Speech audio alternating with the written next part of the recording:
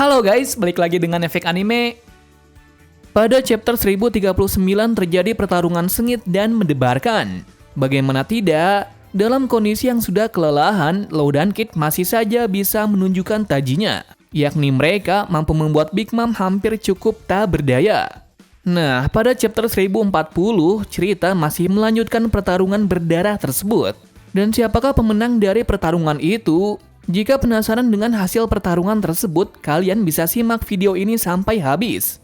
Tapi sebelum kita menuju topik utama, jangan lupa untuk klik subscribe dan nyalakan lonceng notifikasinya agar selalu mendapatkan update seputar informasi anime dari kami. Dan berikut pembahasan One Piece chapter 1040 versi efek anime.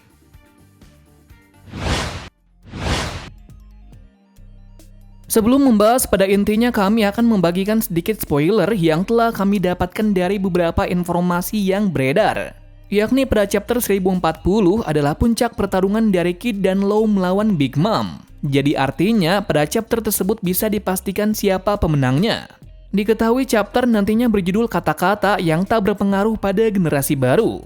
Mengacu dari perkataan tersebut saja sudah menjelaskan kalau kata tersebut merujuk pada generasi terburuk, tepatnya Luffy dan lainnya.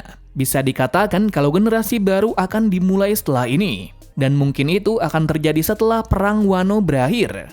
Jika hal itu benar-benar terjadi, maka era Yonko juga akan hilang. Atau malah berganti pada era selanjutnya sama seperti yang dikatakan oleh Law, Kid, dan Luffy. Berlanjut dari sampel buku yang melanjutkan chapter kemarin, yang ternyata Ninji dan Yonji bisa berada pada buku dari Mondor. Ialah karena mereka berdua tidak bisa lari dari kejaran Big Mom. Sebab dari itu hanya Judge dan dua anak lainnya saja yang berhasil keluar dari pulau itu. Nah, mungkin di situ masih ada kejanggalan, lantaran belum dijelaskan bagaimana cara Jinbei dan bajak laut Matahari keluar dari pulau itu. Bisa jadi mereka semua bisa keluar adalah karena Niji dan Yonji. Tapi hal itu belum bisa dipastikan karena mereka tidak memiliki hubungan satu sama lain. Panel pun berlanjut dari inti cerita dari chapter 1040, yang mana setelah Kid menyerang Big Mom secara membabi buta dengan tembakan lasernya itu, masih saja Big Mom bisa mengejutkan mereka.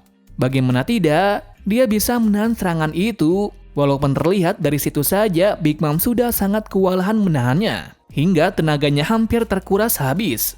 Lalu untuk mengatasi hal itu mau tidak mau Big Mom harus mengambil jiwa dari seseorang untuk menyembuhkan lukanya dan tenaganya itu. Jika tidak, maka tak lama kemudian dia akan mati terkena serangan beruntun tersebut. Kemudian Big Mom pun mulai mengambil jiwa dari anak buah Law dan Kid untuk bisa memulihkan tubuhnya seperti sebelumnya. Tepat sebelum hal itu terjadi, Law yang tak mau anggotanya mati di hadapannya langsung menghentikannya. Dia juga mengatakan untuk tidak takut dengan wanita tua ini. Alasannya sudah pasti, jika mereka ketakutan maka jiwanya akan hilang. Sebaliknya jika tidak takut, maka dia akan bisa langsung melawannya seperti scene dari Jinbei yang pernah dibegitukan. Tetapi untuk mengantisipasi hal ini lebih jauh lagi, Law menunjukkan kekuatan barunya lagi, yakni jurus ini sepertinya lebih tinggi dari Chrome. Tak lain nama jurusnya itu adalah Arum. Tentu saja untuk kekuatannya juga sedikit berbeda dari sebelumnya. Yakni jurusnya tersebut menciptakan bola besar yang bisa menghilangkan suara orang yang berada di bola besar itu. Nah, kenapa Law bisa menggunakan jurus ini? Alasannya sudah pasti karena ia terinspirasi dari kekuatan dari Corazon. Yang mana diketahui kekuatan Corazon bisa memanipulasi suara dalam jangkauannya. Bedanya di sini, milik dari Law ialah mengkombinasikan kekuatan roomnya agar tidak terdengar suara dari luar. Artinya di sini kekuatan dari Law masih bisa berkembang lagi. Nah, dengan kekuatan barunya tersebut, Law menggunakannya kepada Big Mom agar tidak bisa memanggil para homies-nya beserta bawahan dari Kaido. Tepat sekali, dengan kekuatan dari Law, Big Mom tidak bisa berbuat apa-apa lagi, dan hanya bisa menerima serangan beruntun dari Kid yang sangat mematikan tersebut. Sampai suatu ketika serangan yang brutal tersebut sampai membuat Big Mom terjatuh ke bawah tanah. Tepatnya, ruangan senjata yang di sana sedang terjadi pertarungan antara Yamato dan Kazenbo. Misery yang melihat tuannya dibuat seperti itu berniat untuk membantunya. Tetapi hal itu tak sesuai apa yang dipikirkannya. Lantaran Law dari titik belakang langsung menebasnya. Menariknya di sini Law berhasil membelahnya tanpa kekuatan haki melainkan murni tebasan. Hal ini kemungkinan bisa terjadi lantaran Big Mom mulai melemah setelah terkena serangan maut dari Kid, sehingga kekuatannya pun menjadi menurun. Akibat hal itu pula, Big Mom terjatuh pada ruangan senjata tersebut. Selanjutnya, Big Mom mencoba mengambil sesuatu sebagai pertahanan. Namun tampaknya malah dia secara tak sengaja memukul salah satu bom beku yang ada di tempat itu. Sehingga akibat pukulan tersebut bom itu meledak hingga menghancurkan bagian bawah dari Onigashima dan Kazenbo. Dengan begitu pula, akhirnya Big Mom terjatuh keluar dari Onigashima. Pastinya Big Mom yang tidak ingin mati di sini mencoba meminta pertolongan kepada para homies-nya. Sayang sekali usahanya itu digagalkan oleh Law dengan kekuatan tersebut.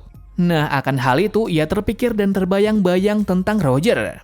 Di pikirannya tersebut, ia berulang kali berpikir kenapa Roger tidak memberitahukan keberadaan pulau terakhir dan One Piece itu berada. Bahkan di sini ia masih bertanya-tanya seperti apakah itu One Piece dan benar atau tidak. Nah, pada momen itu juga diperlihatkan kalau Big Mom sangat kesal dengan keadaan ini, lantaran dia harus hidup dengan semua bajak laut yang mengincar kepalanya. Kemudian akhirnya Big Mom terjatuh ke lubang yang dibuat oleh Law bersama dengan Kazenbo, beserta bahan-bahan senjata yang ada di ruang persenjataan. Dengan terjatuhnya semua ke lubang tersebut, akhirnya terjadi ledakan yang sangat besar. Yang konon kata Yamato, jika ruang senjata itu terbakar, maka ledakan yang dihasilkan bisa menghancurkan setengah pulau Wano Kuni. Namun karena ledakan itu terjatuh ke dalam lubang tersebut, daya ledak pun menjadi sangat sempit yang mengakibatkan Big Mom berlumuran darah dan tak bergerak. Beruntungnya saat ledakan itu terjadi, Law sudah mengurangi suara ledakan itu agar tidak sampai ke Onigashima. Dengan berakhirnya ledakan tersebut, ada narator menegaskan bahwa pemenang dari pertarungan ini adalah Kid dan Law. Panel pun langsung dipotong kepada Yamato dan Momonosuke. Mereka berdua sedang berbicara melalui celah lubang besar yang terjadi akan ledakan sebelumnya. Di situ Momo memberitahu hal penting yang harus diketahuinya, yakni ia berkata kalau Zunisha sudah dekat dengan pulau ini. Pastinya Yamato sangat terkejut setelah Momo berkata seperti itu, lantaran ia tidak mengira gajah yang ditulis Oden pada buku hariannya adalah kenyataan. Momonosuke kemudian menjawab, ya, itu benar adalah seekor gajah raksasa yang bernama Zunisha. Konon katanya pada buku dari Oden menjelaskan bahwa Zunisha adalah teman dari Joy Boy yang sedang melakukan kejahatan pada 800 tahun yang lalu. Dari penutupan akhir spoiler ini terungkap satu poin yang sangat penting, yang ternyata Zunisha adalah kawan dari Joy Boy.